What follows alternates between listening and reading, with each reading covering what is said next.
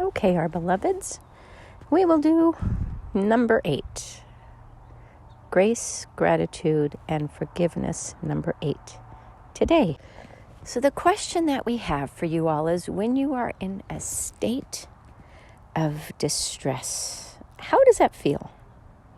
Really stop in that moment and observe. How do I feel right now? Obviously, from our perspective, the word that we would give you is you are highly dysregulated, meaning that your emotions are no longer calm and steady and predictable and logical. You are acting out of the fight or flight stage in some form. And why is this? And what does it feel like? What we would like for humanity to do now is to really reflect on themselves when they are distressed. So instead of blaming the other person for doing whatever it was that they did or whatever it was that happened, an accident or something, what is it that you feel inside of you? Instead of fighting back against whatever it is that is triggering you out of that fight or flight response, what is it that you feel inside? Maitland talked about a pause this month. And the pause is what Our Another is doing a lot of. Because there have been lots and lots of opportunities to be triggered this month. Lots for all of you. And when you can recognize that those triggers are here to teach you something about yourself, you then pause. You don't react or you don't respond. You just sit with your inner turmoil and say, what is this that I'm feeling and why? Oftentimes it's because you don't like what is happening. You can't control the outcome or the other individual or the situation. And it is highly frustrating for you humans who have taught one another that you can manipulate and control the outcome even through such thing as manifestation. But what if you can't? And what if you can't control it because it is meant to teach you something and not the other person? Can you wrap your head around the fact that each of these immediate reactive impulse responses on your part are your fight or flight responses that you learned earlier in life because it helped you to feel safe, and it is now your go-to mechanism. If you ever want to get to a true state of exerting free will over your lives, where you will get to choose what to do, what your reaction or your response is, you will first need to slow down and figure out what it is that this particular circumstance is here to teach you, and what you can do to create a conscious decision that helps you to self-regulate yourself regardless of the outcome. So if, for example, you have a conflict with somebody in an organization here in this instance, and you want a particular outcome, and you really think it's inherently unfair, that it's not playing out as you desire, but the universe has it happen such that you don't get what you want. Well, you have a variety of options available to you. You can just simply walk away and say, okay, it is not worth my time and effort.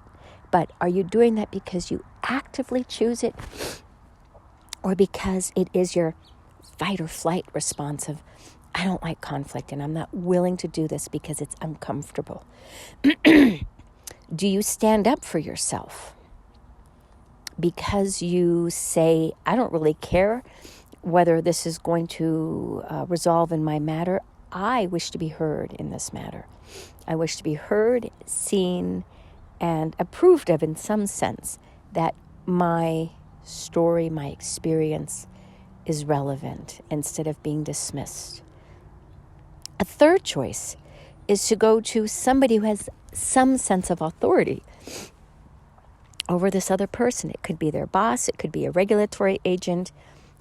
In certain instances, it could be your mother, right? So is there somebody else who you could call in to intervene to make things play out fairly? But again, if you recognize that the outcome is not nearly as important as the stance that you take, are you still willing to take that stance if you know you will never, ever, ever get what you want?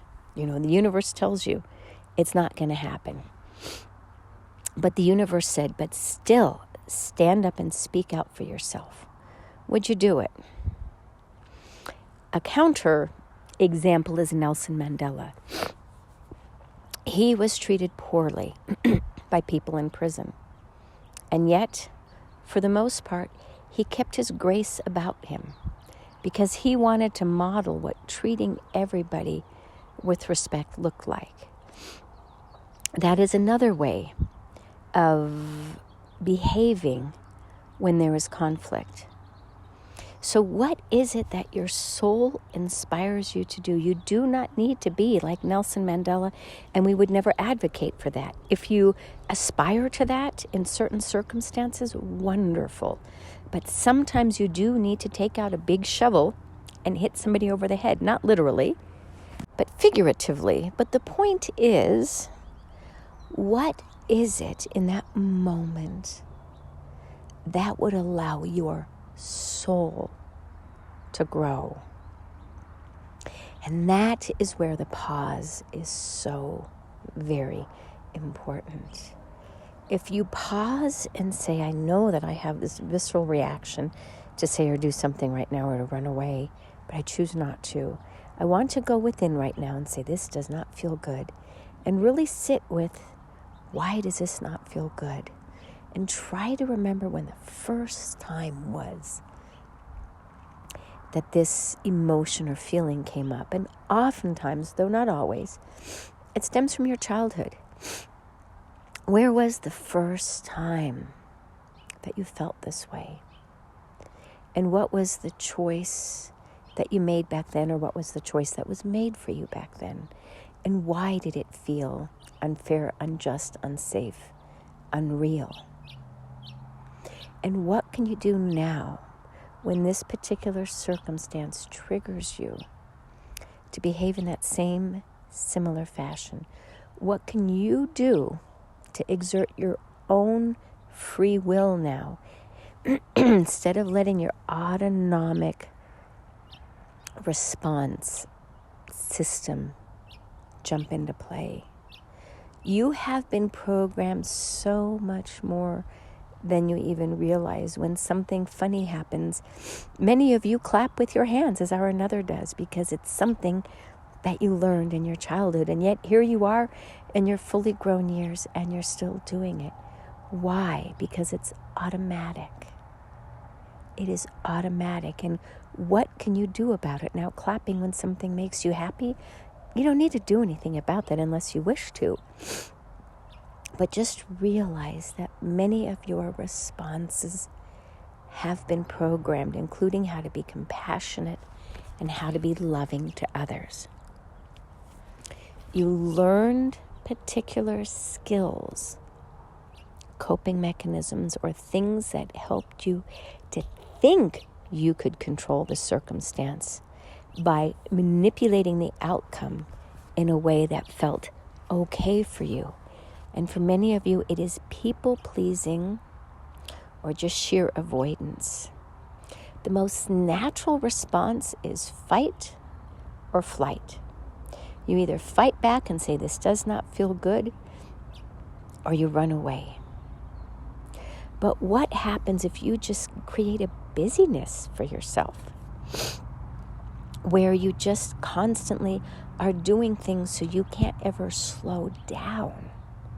to actually pay attention to what's going on in your life. What happens when you absolutely freeze like a deer caught in headlights and you can't react or respond? And what about the fawning, which is where you roll over on your back and say, please don't eat me or kill me or hurt me? What do I need to do to appease you? The fight or flight response in its truest form is the healthiest. But if you are a very young child and you don't actually have the flight reaction as a viable one, and the fighting back would just cause you to get walloped, what are your realistic options then? Suppression of your God-given safety mechanisms that are designed to keep you safe in the long run. It is obviously much more complicated than this, and we know that Another, as she is learning about this, she's just blown away about how the science actually validates the words that we have been sharing through her. It's like, oh wow, people have actually studied this, and now I understand why being kind and loving and regulated allows others to heal as well. It is about your polyvagal nervous system. Another is just not well versed in these words, so we're going to do our best. But what it comes down to is what makes you feel safe, what doesn't, what hasn't, and how do you react now and why? And how can that be retrained or reprogrammed or reset? All of you have certain of these little bugaboos in you, each and every one of you. And for those of you who don't want to do the inner work, which is fine, just know you can do all of the superficial healing, but it will never touch the actual imprint within you, which is stuck in this response cycle. And until you actually reset that program, you can avoid the triggers as much as you want, but you're not going to heal that part of you so that you could be in that circumstance and either no longer be triggered or manage your triggers differently.